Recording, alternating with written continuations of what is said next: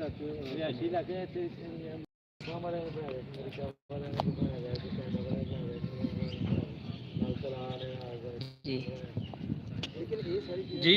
सारे दोस्तों पंजाबी पंजाब देखने वालों अहमद रज़ा दा सलाम, सत श्री अकाल और नमस्कार। यकीनन तुसी बहुत सारे दोस्त इस टाइम पछाण चुके होंगे कि असी किहड़ी थां ते खड़े हैं। सो दसदे जाइए कि इस टाइम असी खड़े हाँ ननकाना साहब गुरुद्वारा जन्म अस्थान। ਇਹ ਉਹ ਥਾਂ ਹੈ ਜਿੱਥੇ ਬਾਬਾ ਗੁਰੂ ਨਾਨਕ ਦਾ ਜਨਮ ਹੁੰਦਾ ਹੈ। ਬਾਬਾ ਗੁਰੂ ਨਾਨਕ ਦਾ 550ਵਾਂ ਜਨਮ ਦਿਨ ਦੀਆਂ ਤਕਰੀਬਾਤ ਦੇ ਹਵਾਲੇ ਦੇ ਨਾਲ ਤੁਸੀਂ ਪਾਕਿਸਤਾਨੀ ਮੀਡੀਆ, ਇੰਡੀਅਨ ਮੀਡੀਆ ਔਰ ਇੰਟਰਨੈਸ਼ਨਲ ਮੀਡੀਆ ਉਹ ਉਸ 'ਤੇ ਪੂਰੀ ਰਿਪੋਰਟਸ, ਪੂਰੀ ਇੱਕ ਪੈਕੇਜ ਉਹ ਤੁਸੀਂ ਸੁਣ ਰਹੇ ਹੋ। ਪੰਜਾਬੀ ਪ੍ਰਚਾਰ ਦੀ ਵੀ ਇਹ ਕੋਸ਼ਿਸ਼ ਹੈ ਕਿ ਇਹਦੇ 'ਤੇ ਤੁਹਾਨੂੰ ਮੁਖਤਲਿਫ ਤਨਾਜ਼ਰ ਦੇ ਵਿੱਚ, ਪਰਸਪੈਕਟਿਵ ਦੇ ਵਿੱਚ ਬਹੁਤ ਸਾਰੀਆਂ ਵੀਡੀਓਜ਼ ਤੁਹਾਨੂੰ ਅਸੀਂ ਦਈਏ। ਸੋ ਜਿਸ ਤਰ੍ਹਾਂ ਤੁਸੀਂ ਪਿਛਲੇ ਦਿਨੋਂ ਕਰਤਾਰਪੁਰ ਦੀਆਂ ਵੀਡੀਓਜ਼ ਦੇਖ ਰਹੇ ਸੀ, ਅੱਜ ਸਾਡੀ ਕੋਸ਼ਿਸ਼ ਇਹ ਸੀ ਕਿ ਅਸੀਂ ਕੋਸ਼ਿਸ਼ ਕਰੀਏ ਔਰ ਪਹੁੰਚੀਏ ਅਸੀਂ ਨਨਕਾਣਾ ਸਾਹਿਬ। ਸੋ ਇਸ ਟਾਈਮ ਅਸੀਂ ਪਹੁੰਚੇ ਹਾਂ ਨਨਕਾਣਾ ਸਾਹਿਬ ਗੁਰਦੁਆਰਾ ਜਨਮ ਅਸਥਾਨ। ਇਹ ਉਹ ਜਗ੍ਹਾ ਹੈ, ਇਸ ਨੂੰ ਮਾਣ ਹਾਸਿਲ ਹੈ, ਇਸ ਨੂੰ ਫਖਰ ਹਾਸਿਲ ਹੈ ਪੰਜਾਬ ਦੀ ਇਸ ਧਰਤੀ ਨੂੰ ਜਿੱਥੇ ਬਾਬਾ ਗੁਰੂ ਨਾਨਕ ਦਾ ਜਨਮ ਹੁੰਦਾ ਹੈ। ਔਰ ਇਸ ਦੇ ਹਵਾਲੇ ਦੇ ਨਾਲ ਇੱਕ ਹੋਰ ਤੁਹਾਨੂੰ ਅੱਜ ਦੱਸਦੇ ਜਾਈਏ ਕਿ ਅੱਜ ਦੇ ਖਾਸ ਦਿਨ ਦੇ ਹਵਾਲੇ ਇਹ ਵੀ ਹੈ ਕਿ ਅੱਜ ਦੇ ਦਿਨ ਦੇ ਵਿੱਚ ਬਾਬਾ ਗੁਰੂ ਨਾਨਕ ਯੂਨੀਵਰਸਿਟੀ ਦਾ ਇਫਤਤਾਹ ਕੋਈ 2 ਘੰਟੇ ਪਹਿਲੇ ਹੋ ਰਿਹਾ ਹੈ। ਔਰ ਇਫਤਤਾਹ ਜਿਹੜਾ ਹੈ ਵਾਰਬਰਟਨ ਰੋਡ ਉਸ 'ਤੇ ਯੂਨੀਵਰਸਿਟੀ ਬਣ ਰਹੀ ਹੈ। ਔਰ ਯੂਨੀਵਰਸਿਟੀ ਦਾ ਜਿਹੜਾ ਰਕਬਾ ਦੱਸਿਆ ਜਾ ਰਿਹਾ ਹੈ 112 ਏਕੜ ਹੈ। 112 ਏਕੜ 'ਤੇ ਬਾਬਾ ਗੁਰੂ ਨਾਨਕ ਦੇ ਨਾਂ ਦੀ ਉਹ ਯੂਨੀਵਰਸਿਟੀ ਉਹ ਇੱਥੇ ਪਾਕਿਸਤਾਨ ਦੇ ਅੰਦਰ ਨਨਕਾਣਾ ਸਾਹਿਬ ਦੇ ਅੰਦਰ ਉਹ ਬਣਨ ਚੱਲੀ ਹੈ, ਜਿਹੜੀ ਇੱਕ ਵੱਡੀ ਖਾਹਿਸ਼ ਸੀ ਕਿ ਇੱਥੇ ਬਾਬਾ ਗੁਰੂ ਨਾਨਕ ਦੇ ਨਾਂ ਦੀ ਇੱਕ ਯੂਨੀਵਰਸਿਟੀ ਬਣੇ। ਸੋ ਉਹ ਵੀ ਪੂਰੀ ਹੋ ਗਈ। ਉਸ ਤੋਂ ਅੱਗੇ ਇੱਕ ਜਿਹੜੀ ਇੱਥੋਂ ਦੇ ਲੋਕਾਂ ਦੀ ਇੱਕ ਵੱਡੀ ਖਾਹਿਸ਼ ਸੀ, ਇੱਥੋਂ ਦੇ ਲੋਕਾਂ ਦਾ ਜਦੋਂ ਮੈਂ ਨਾਂ ਲੈਂਦਾ ਉਹਨਾਂ ਤੋਂ ਪੰਜਾਬ ਦੇ ਲੋਕਾਂ ਦੀ ਹੁੰਦੀ ਹੈ, ਉਹ ਚਾਹੇ ਚੜ੍ਹਦੇ ਦੇ ਹੋਣ ਚਾਹੇ ਲਹਿੰਦੇ ਦੇ ਹੋਣ। ਔਰ ਚੜ੍ਹਦੇ ਪੰਜਾਬ ਦੇ ਲੋਕਾਂ ਦੀ ਇਹ ਖਾਹਿਸ਼ ਸੀ ਕਿ ਕਰਤਾਰਪੁਰ ਕੋਰੀਡੋਰ ਗੁਰਦੁਆਰਾ ਦਰਬਾਰ ਸਾਹਿਬ ਜਿੱਥੇ ਬਾਬਾ ਨਾਨਕ ਜੀ ਨੇ ਆਪਣੀ ਜ਼ਿੰਦਗੀ ਦੇ ਆਖਰੀ 18 ਸਾਲ ਗੁਜ਼ਾਰੇ, ਉਹ ਕਰਤਾਰਪੁਰ ਕੋਰੀਡੋਰ ਖੋਲ੍ਹਿਆ ਜਾਵੇ ਔਰ ਸਾਨੂੰ ਜ਼ਿਆਰਤ ਦੀ ਉਸ ਦੀ ਇਜਾਜ਼ਤ ਦਿੱਤੀ ਜਾਵੇ। ਸੋ 550ਵੇਂ ਜਨਮ ਦਿਨ ਦੇ ਮੌਕੇ 'ਤੇ ਹੀ ਉਹ ਕਰਤਾਰਪੁਰ ਕੋਰੀਡੋਰ ਜਿਹੜਾ ਹੈ ਉਹ ਵੀ ਖੁੱਲ੍ਹ ਰਿਹਾ ਹੈ। 9 ਨਵੰਬਰ ਨੂੰ ਉਸ ਦੀ ਤਕਰੀਬ ਹੈ, ਓਪਨਿੰਗ ਸੈਰਮਨੀ ਹੈ, ਜਿਹਦੇ ਵਿੱਚ ਪਾਕਿਸਤਾਨ ਦੇ ਵਜ਼ੀਰ ਆਜ਼ਮ ਇਮਰਾਨ ਖਾਨ ਇਸ ਓਪਨਿੰਗ ਸੈਰਮਨੀ ਦੇ ਮਹਿਮਾਨ ਏਜ਼ਾਜ਼ ਹਨ ਔਰ ਉਹਨਾਂ ਦੇ ਹੱਥੋਂ ਹੀ ਇਹ ਓਪਨਿੰਗ ਹੋਏਗੀ। ਸੋ 550ਵਾਂ ਜਨਮ ਦਿਨ ਜਿਹੜਾ ਬਾਬਾ ਗੁਰੂ ਨਾਨਕ ਦਾ ਹੈ ਇਹ ਬਹੁਤ ਸਾਰੇ ਹਵਾਲਿਆਂ ਦੇ ਨਾਲ ਬੜਾ ਇੰਪੋਰਟੈਂਟ ਹੈ, ਬੜਾ ਅਹਿਮ ਹੈ ਕਿ ਇਹਦੇ ਨਾਲ ਬਹੁਤ ਸਾਰੀਆਂ ਚੀਜ਼ਾਂ, ਬਹੁਤ ਸਾਰੇ ਉਹ ਕੰਮ ਜਿਹੜੇ ਸਦੀਆਂ ਤੋਂ ਲਟਕੇ ਹੋਏ ਸੀ ਉਹ ਹੁਣ ਹੋ ਚੁੱਕੇ ਹਨ। ਔਰ ਬਿਲਾਸ਼ੁਬਾ ਇਹਦੇ ਵਾਸਤੇ ਪਾਕਿਸਤਾਨੀ ਗੌਰਮੈਂਟ ਜਿਹੜੀ ਇਸ ਟਾਈਮ ਮੌਜੂਦਾ ਗੌਰਮੈਂਟ ਹੈ ਉਹਨੂੰ ਇਸ ਦਾ ਕ੍ਰੈਡਿਟ ਜਾਂਦਾ ਹੈ। ਪਾਕਿਸਤਾਨ ਦੇ ਆਰਮੀ ਚੀਫ ਕਮਰ ਜਵੇਦ ਬਾਜਵਾ ਨੂੰ ਇਸ ਦਾ ਕ੍ਰੈਡਿਟ ਜਾਂਦਾ ਹੈ ਔਰ ਨਾਲ ਇੰਡੀਅਨ ਗੌਰਮੈਂਟ ਨੂੰ ਵੀ ਇਸ ਦਾ ਕ੍ਰੈਡਿਟ ਦੇਣਾ ਚਾਹੀਦਾ ਹੈ ਕਿ ਉਹਨਾਂ ਨੇ ਵੀ ਲਚਕ ਦਿਖਾਈ। ਅਦਰਵਾਈਜ਼ ਵਨ ਸਾਈਡਡ ਅਗਰ ਚੀਜ਼ ਹੁੰਦੀ ਤਾਂ ਇਹ ਕਦੀ ਨਹੀਂ ਹੋ ਸਕਦਾ ਸੀ। ਸੋ ਕਰਤਾਰਪੁਰ ਕੋਰੀਡੋਰ ਦੇ ਵਿੱਚ ਦੋਨੋਂ ਮੁਲਕਾਂ ਨੇ ਇਹਨਾਂ ਸਾਡੇ ਸਿੱਖ ਭਰਾਵਾਂ ਵਾਸਤੇ, ਕਿਉਂਕਿ ਮਜ਼ਹਬੀ ਥਾਵਾਂ 'ਤੇ ਤੁਹਾਨੂੰ ਆਜ਼ਾਦੀ ਆਉਣ ਜਾਵਣ ਦੀ ਉਹ ਦੇਣੀ ਚਾਹੀਦੀ ਹੈ। ਔਰ ਕਰਤਾਰਪੁਰ ਕੋਰੀਡੋਰ ਦਾ ਚੂੰਕਿ ਉਹ ਹੈ ਨਾਲ ਜੁੜਿਆ ਇੰਡੀਅਨ ਸਰਹੱਦ ਦੇ ਗੁਰਦਾਸਪੁਰ ਉੱਥੋਂ ਦਾ ਡਿਸਟ੍ਰਿਕਟ ਹੈ, ਸਾਡਾ ਡਿਸਟ੍ਰਿਕਟ ਲਹਿੰਦੇ ਪੰਜਾਬ ਦਾ ਨਾਰੋਵਾਲ ਹੈ। ਸੋ ਉੱਥੋਂ ਦਾ ਕੋਈ ਫਾਸਲਾ ਮੈਕਸੀਮਮ ਜਿਹੜਾ 4 ਕਿਲੋਮੀਟਰ ਬਣਦਾ। 4 ਕਿਲੋਮੀਟਰ ਦੀ ਉਹ ਦੂਰੀ ਇਹ ਜਿਹੜੀ ਖਤਮ ਹੋਈ ਹੈ ਉਹ 72 ਸਾਲਾਂ ਬਾਅਦ ਖਤਮ ਹੋਈ।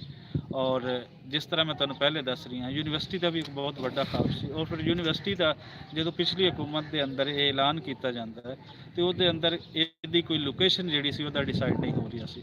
ਕਦੇ ਲੋਕੇਸ਼ਨ ਦੱਸੀ ਜਾ ਰਹੀ ਸੀ ਕਿ ਮੁਰੀਦਕੇ ਦੇ ਕੋਲ ਬਣੇਗੀ, ਕਿਉਂਕਿ ਮੁਰੀਦਕੇ ਤੱਕ ਉਸ ਟਾਈਮ ਜ਼ਿਲ੍ਹਾ ਸ਼ੇਖੂਪੁਰਾ ਸੀ, ਨਨਕਾਣਾ ਸਾਹਿਬ ਉਸ ਵੇਲੇ ਤੱਕ ਨਹੀਂ ਡਿਸਟ੍ਰਿਕਟ ਬਣਾ ਹੋਇਆ ਸੀ। ਨਨਕਾਣਾ ਸਾਹਿਬ ਜਦੋਂ ਡਿਸਟ੍ਰਿਕਟ ਬਣਦਾ ਹੈ ਤੇ ਫਿਰ ਇਹੀ ਸੋਚਿਆ ਗਿਆ ਸਾਰਿਆਂ ਨੇ ਕਿ ਨਨਕਾਣਾ ਸਾਹਿਬ ਦੇ ਅੰਦਰ ਹੀ ਇਸ ਯੂਨੀਵਰਸਿਟੀ ਦਾ ਬਣਨਾ ਚਾਹੀਦਾ। ਔਰ ਇਤਨੀ ਵੱਡੀ ਜਗ੍ਹਾ ਦਾ ਹੋਣਾ ਇਹ ਵੀ ਇੱਕ ਬੜਾ ਵੱਡਾ ਕੁਐਸਚਨ ਸੀ। ਸੋ ETPB ਜਿਹੜਾ ਇਵੈਕਿਊ ਟਰਸਟ ਅਥਾਰਟੀਜ਼ ਬੋਰਡ ਹੈ, ਉਹਨਾਂ ਦੀ ਇੱਥੇ ਜ਼ਮੀਨ ਉਹਨਾਂ ਦੇ ਅੰਦਰ ਜਿਹੜੀ ਪਈ ਸੀ 112 ਏਕੜ, ਉਹਦੇ 'ਤੇ ਯੂਨੀਵਰਸਿਟੀ ਵੀ ਬਣ ਰਹੀ ਹੈ। ਇਸ ਟਾਈਮ ਅਸੀਂ ਤੁਹਾਨੂੰ ਸਾਰੀ ਰਿਕਾਰਡਿੰਗ ਉਹ ਅਸੀਂ ਕਰ ਰਹੇ ਹਾਂ ਲਾਈਵ। ਮੈਂ ਤੁਹਾਨੂੰ ਸਾਰਾ ਕੁਝ ਸ਼ਾਇਦ ਨਾ ਦਿਖਾ ਪਾਵਾਂ ਕਿਉਂਕਿ ਕੈਮਰੇ ਦੇ ਨਾਲ ਮੂਵਮੈਂਟ ਉਹ ਥੋੜ੍ਹੀ ਔਖੀ ਹੁੰਦੀ ਹੈ। ਅਸੀਂ ਵੀਡੀਓ ਦੀ ਰਿਕਾਰਡਿੰਗ ਜਿਹੜੀ ਹੈ ਉਹ ਅਸੀਂ ਕਰ ਰਹੇ ਹਾਂ ਔਰ ਵੀਡੀਓਜ਼ ਰਿਕਾਰਡਿੰਗ ਤੋਂ ਬਾਅਦ ਤੁਹਾਡੇ ਨਾਲ ਅਸੀਂ ਸ਼ੇਅਰ ਕਰਨਾ ਅੱਜ ਸ਼ਾਮ ਤੋਂ ਅਸੀਂ ਇਹ ਕਰ ਦਿਆਂਗੇ। ਜੁੜੇ ਰਹਿਣਾ ਸਾਡੇ ਨਾਲ। ਔਰ ਇਸ ਟਾਈਮ ਮੈਂ 2 ਲੋਕ ਜਿਹੜੇ ਲਾਹੌਰ ਤੋਂ, ਇੱਕ ਤੇ 3 ਲੋਕ, ਇੱਕ ਕੈਮਰਾਮੈਨ ਫੈਸਲ ਅਲੀ ਇਹ ਸਾਡੇ ਨਾਲ ਹਨ, ਔਰ ਇਹ ਕੈਮਰਾਮੈਨ ਜਿਤਨੀ ਸਾਡੀ ਰਿਕਾਰਡਿੰਗ ਹੁੰਦੀ ਹੈ ਇਹਨਾਂ ਦੀ ਹੀ ਹੁੰਦੀ ਹੈ। ਔਰ ਇਹ ਚੂँਕਿ ਸਾਡੇ ਨਾਲ ਇੱਕ ਟੀਮ ਦਾ ਪਾਰਟ ਹਨ, ਇਸ ਲਈ ਤੁਹਾਨੂੰ ਇਹ ਸਾਰੀਆਂ ਚੀਜ਼ਾਂ ਬਹੁਤ ਬਿਹਤਰ ਤਰੀਕੇ ਨਾਲ ਦਿਖਾਉਣਗੇ, ਕਿਉਂਕਿ ਖੁਦ ਬਾਬਾ ਨਾਨਕ ਦੇ ਮੰਨਣ ਵਾਲੇ ਹਨ। ਬਾਬਾ ਨਾਨਕ ਤੇ ਉਹਨਾਂ ਦੇ ਬਾਰੇ ਤੇ ਕਿਹਾ ਜਾਂਦਾ ਹੈ ਕਿ ਉਹ ਸਾਂਝੇ ਗੁਰੂ ਹਨ। ਹਿੰਦੂਆਂ, ਸਿੱਖਾਂ, ਮੁਸਲਮਾਨਾਂ ਦੇ ਅਗਰ ਕਿਸੇ ਨੇ ਸਾਂਝ ਦੀ ਗੱਲ ਕੀਤੀ ਹੈ ਤਾਂ ਉਹ ਬਾਬਾ ਗੁਰੂ ਨਾਨਕ ਹੈ। ਉਹ ਬਾਬਾ ਗੁਰੂ ਨਾਨਕ ਜਗਤ ਗੁਰੂ ਹਨ। ਉਹ ਕੋਈ ਸਿਰਫ ਸਿੱਖਾਂ ਦੇ ਗੁਰੂ ਨਹੀਂ। ਸਿੱਖ ਇਸ 'ਤੇ ਮਾਣ ਕਰ ਸਕਦੇ ਹਨ, ਲੇਕਿਨ ਇਹਦੇ 'ਤੇ ਪੂਰੀ ਇਨਸਾਨੀਅਤ ਮਾਣ ਕਰ ਸਕਦੀ ਹੈ। ਪੂਰਾ ਪੰਜਾਬ, ਹਰ ਪੰਜਾਬੀ ਉਹ ਫਖਰ ਕਰ ਸਕਦਾ ਹੈ ਕਿ ਉਹਨਾਂ ਦੇ ਵਿਚਕਾਰ ਇੱਕ ਐਸਾ ਇਨਸਾਨ ਪੈਦਾ ਹੋਇਆ ਜਿਸ ਨੇ ਲੋਕਾਂ ਨੂੰ ਇਹ ਦੱਸਿਆ ਕਿ ਆਪਸੀ ਕੁੜੱਤਣ, ਆਪਸੀ ਵੈਰ, ਜੋ ਚਾਹੇ ਮਜ਼ਹਬਾਂ ਦੇ ਹੋਣ ਜਾਂ ਦੂਸਰੇ ਹੋਣ, ਉਹ ਤੁਹਾਨੂੰ ਤਬਾਹ ਕਰਨਗੇ, ਉਹ ਬਰਬਾਦ ਕਰਨਗੇ। ਸੋ ਆਪਣਾ ਕਮਾਓ, ਆਪਣੇ ਲਈ ਕਮਾਉਣਾ ਉਹਨਾਂ ਨੇ ਜ਼ਰੂਰੀ ਛੱਡ ਦਿੱਤੀ, ਔਰ ਕਮਾ ਕੇ ਆਪਣਾ ਪੇਟ ਪਾਲਣ ਤੋਂ ਬਾਅਦ ਲੋਕਾਂ ਦੇ ਭਲੇ ਦੀ ਗੱਲ ਕੀਤੀ। ਇਹੀ ਵਜ੍ਹਾ ਹੈ ਕਿ ਅੱਜ ਇੱਥੇ ਜਿੱਥੇ ਤੁਹਾਨੂੰ ਗੁਰਦੁਆਰਾ ਨਜ਼ਰ ਆਏਗਾ, ਉੱਥੇ ਇੱਕ ਲੰਗਰ ਖਾਨਾ ਵੀ ਤੁਹਾਨੂੰ ਨਜ਼ਰ ਆਏਗਾ, ਜਿੱਥੇ ਤੁਸੀਂ ਜੋ ਚਾਹੋ ਉੱਥੇ ਪੱਕਿਆ ਹੋਇਆ ਹੈ ਉਹ ਤੁਸੀਂ ਖਾ ਸਕਦੇ ਹੋ। ਸੋ ਭੁੱਖ ਦਾ ਇਲਾਜ ਜਿਹੜਾ ਇੱਥੋਂ ਦੇ ਪੰਜਾਬੀ ਗੁਰੂਆਂ ਨੇ, ਪੰਜਾਬੀ ਸੂਫੀਆਂ ਨੇ, ਜਿਵੇਂ ਬਾਬਾ ਫਰੀਦ ਦੱਸਦੇ ਨੇ ਕਿ 5 ਰੁਕਨ ਈਮਾਨ ਦੇ ਤੇ 6ਵਾਂ ਫਰੀਦ ਦਾ ਟੁੱਕ, ਜੇ ਨਾ ਲੱਭੇ 6ਵਾਂ ਤੇ 5 ਹੀ ਜਾਂਦੇ ਮੁੱਕ। ਸੋ ਇੱਕ ਧਰਤੀ ਦੇ ਇਹਨਾਂ ਦੇ ਸੂਫੀਆਂ ਦਾ ਇੱਕ ਖਾਸ ਜਿਹੜੀ ਫਿਕਰ ਹੈ, ਉਹ ਇਨਸਾਨਾਂ ਦੀ ਜਿਹੜੀ ਬੇਸਿਕ ਨੀਡ ਹੈ ਰੋਟੀ, ਉਹਨੂੰ ਪੂਰੀ ਕਰਨ ਤੇ ਇਹਨਾਂ ਨੇ ਬਹੁਤ ਜ਼ਿਆਦਾ ਜ਼ੋਰ ਦਿੱਤਾ ਹੈ। ਬਾਬਾ ਨਾਨਕ ਨੇ ਵੀ ਉਸ 'ਤੇ ਜ਼ੋਰ ਦਿੱਤਾ, ਔਰ ਬਾਬਾ ਨਾਨਕ ਬਾਬਾ ਫਰੀਦ ਦੇ ਬਹੁਤ ਵੱਡੇ ਪੈਰੋਕਾਰ ਸਨ, ਉਹਨਾਂ ਦੀ ਮਾਨਤਾ ਬਹੁਤ ਕਰਦੇ ਸਨ। ਇਹੀ ਵਜ੍ਹਾ ਹੈ ਕਿ ਬਾਬਾ ਫਰੀਦ ਦਾ ਉਹ ਕਲਾਮ ਜਿਹੜਾ ਗੁੰਮ ਹੋ ਗਿਆ ਸੀ, ਰੁਲਿਆ ਫਿਰਦਾ ਸੀ, ਉਹ ਆਪ ਨੇ ਇਕੱਠਾ ਕੀਤਾ ਔਰ ਅੱਜ ਉਹ ਗੁਰੂ ਗ੍ਰੰਥ ਸਾਹਿਬ ਦਾ ਹਿੱਸਾ ਹੈ। ਸਾਡੇ ਨਾਲ ਆਏ 2 ਹੋਰ ਲੋਕ, ਕਾਸ਼ਿਫ ਹੁਸੈਨ ਸਾਹਿਬ ਮੁਲਤਾਨ ਤੋਂ। ਸਰ ਆ ਜਾਓ, ਕਿਉਂਕਿ ਥੱਕ ਕੇ ਬੈਠ ਚੁੱਕੇ ਹਨ। ਕਾਸ਼ਿਫ ਹੁਸੈਨ ਸਾਹਿਬ ਉੱਘੇ ਪੰਜਾਬੀ ਸੇਵਕ ਹਨ, ਔਰ ਪੰਜਾਬ ਦੇ ਇਸ਼ੂਜ਼ ਤੇ ਇਹਨਾਂ ਦੀ ਬੜੀ ਨਜ਼ਰ ਹੈ। ਇਸ ਸਾਈਡ ਤੇ ਆ ਜਾਓ ਸਰ, ਉਸ ਤੇ ਲਾਈਵ ਦਾ ਮਸਲਾ ਬਣੇਗਾ। ਤੁਸੀਂ ਇੱਥੇ ਆਓ। ਤਾਰਿਕ ਜਟਾਲਾ ਸਾਹਿਬ ਪੰਜਾਬੀ ਪ੍ਰਚਾਰ ਦੇ ਜਨਰਲ ਸੈਕਟਰੀ ਹਨ, ਔਰ ਤੁਸੀਂ ਦੇਖਦੇ ਹੀ ਰਹਿੰਦੇ ਹੋਵੋਗੇ ਕਿ ਪੰਜਾਬ, ਪੰਜਾਬੀ ਲਈ ਇਹਨਾਂ ਦੀਆਂ ਖਿਦਮਾਤ ਕਿਸ ਤਰ੍ਹਾਂ ਦੀਆਂ ਹਨ। ਅੱਜ ਸਾਡੇ ਨਾਲ ਹਨ, ਯਕੀਨਨ ਇਹ ਵੀ ਵੀਡੀਓਜ਼ ਦਾ ਹਿੱਸਾ ਹੋਣਗੇ। ਔਰ ਇਜਾਜ਼ਤ ਚਾਹੀਏ ਜਾਂ ਕਿ ਮੈਂ ਚਾਹਾਂਗਾ ਕਿ 2 ਲਫ਼ਜ਼ ਤੁਸੀਂ, 2 ਲਫ਼ਜ਼ ਤਾਰਿਕ ਸਾਹਿਬ ਲਾਜ਼ਮੀ ਸੁਣਨ ਵਾਲਾ ਦੋ ਲਫ਼ਜ਼ ਕਹਿ ਲੈਣੇ। ਜੀ ਜੀ, ਅਸੀਂ ਇੱਥੇ ਆਏ ਹਾਂ ਪਹਿਲੀ ਦਫਾ, ਮੈਂ ਤੇ ਮੇਰੀ ਤਾਂ ਪਹਿਲੀ ਦਫਾ ਵਿਜ਼ਿਟ। ਥੋੜਾ ਉੱਚਾ ਬੋਲੋ, ਉੱਚਾ ਬੋਲੋ। ਇਸ ਇਲਾਕੇ 'ਚ ਮੇਰਾ ਪਹਿਲੀ ਦਫਾ ਵਿਜ਼ਿਟ ਹੋਇਆ ਇਸ ਜਗ੍ਹਾ ਤੇ। ਦਿਲ ਬੜਾ ਖੁਸ਼ ਹੋਇਆ ਹੈ ਇਸ ਜਗ੍ਹਾ ਨੂੰ ਦੇਖ ਕੇ। ਇਹ ਪੰਜਾਬ ਦਾ ਹਾਰਟ ਹੈ। ਇਹ ਜਗ੍ਹਾ ਜਿਹੜੀ ਹੈ, ਇਹ ਜਿਹੜੇ ਦੋਵਾਂ ਪੰਜਾਬਾਂ 'ਚ ਵੰਡ ਪਈ ਹੈ, ਮੇਰਾ ਯਕੀਨ ਹੈ ਇੱਕ ਨਾ ਇੱਕ ਦਿਨ ਇਹ ਜਗ੍ਹਾ ਜੋੜੇਗੀ, ਦੋਨਾਂ ਨੂੰ ਦੁਬਾਰਾ ਜੋੜੇਗੀ ਇੱਕ ਦਫਾ। ਤੇ ਮੈਂ ਇਸ ਯਕੀਨ ਨਾਲ ਇੱਥੇ ਆਇਆ ਤੇ ਆ ਕੇ ਇੱਥੇ ਦਿਲ ਨੂੰ ਬਹੁਤ ਤਸੱਲੀ ਔਰ ਇਤਮਾਨਾਨ ਹੋਇਆ।